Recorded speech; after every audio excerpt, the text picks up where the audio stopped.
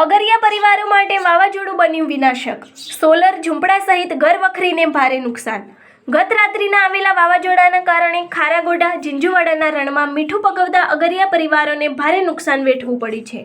મીઠાના પાટા વિસ્તારમાં સોલર સિસ્ટમને તેમજ ઝૂંપડા સહિત ઘર વખરીને ભારે નુકસાન થયું છે. તેમજ વાવાઝોડામાં ઉડેલી ધૂળના કારણે મીઠાની ક્વોલિટી પર પણ મોટી અસર પડતા અગરિયા પરિવારોની મહેનત ઉપર પાણી ફર્યું છે. આ બાબતે અગરિયા થયેલ નુકસાનની સમગ્ર સ્થિતિથી અવગત કરવામાં આવ્યા છે. ન્નુકસાન માટે યોગ્ય વળતર મળે તે માટે અગરિયા મહાસંઘ દ્વારા સરકાર સમક્ષ રજૂઆત કરવામાં આવનાર છે.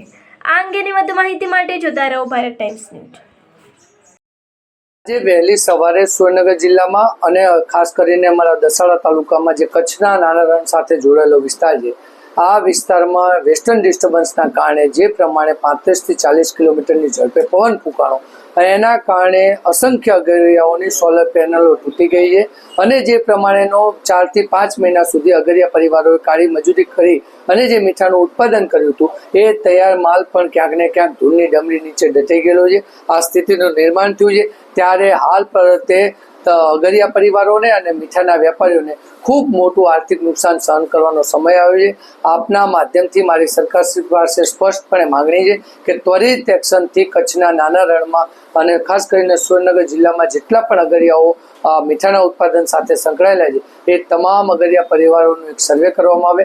એમને જે પ્રમાણે સોલર પેનલમાં જે પ્રમાણે નુકસાન થયું છે અથવા તો એમના તૈયાર માલમાં જે પ્રમાણે નુકસાન થયું છે એ નુકસાનીનું પણ સર્વે કરવામાં આવે. અને હાલ જ્યારે આપણા વિધાનસભાનું બજેટ સત્ર પણ ચાલી રહ્યું છે ત્યારે સરકાર ત્વરિત એક્શનથી આ બાબતે ગંભીરતાથી વિચારે અને અગરિયા પરિવારો માટેનું ખાસ રાહત પેકેજ લઈને સરકાર આવે એવી આપના માધ્યમથી સરકારશ્રી પાસે મારી વિનંતી. હવામાન વિભાગ દ્વારા આગોતરી જાણ કરવામાં આવતી પરંતુ સ્થાનિક તંત્ર દ્વારા અગરિયાઓને સજાગ કરવામાં નહોતા આવ્યા. શું થશે? ઘણા બધા અગરિયાઓ સાથે આજે મારે સવારે પણ વાત થઈ છે.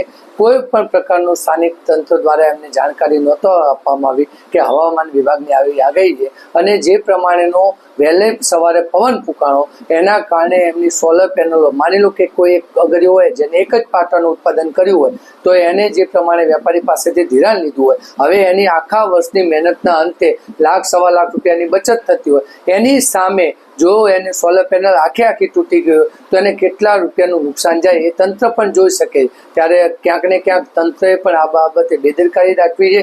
એમને અગાઉની આગમચેતીના ભાગરૂપે તમામ અગરિયાઓને આ બાબતની જાણકારી કરવાની હતી કે હવામાન વિભાગ તરફથી આવી માહિતી મળી રહી છે તો અગરિયાઓ પણ ક્યાંક ને ક્યાંક સાવચેતીના પગલા રૂપે સોલર પેનલોને એમના સ્ટ્રક્ચર પરથી ઉતારીને સુરક્ષિત જગ્યાએ લઈ જઈ શકે.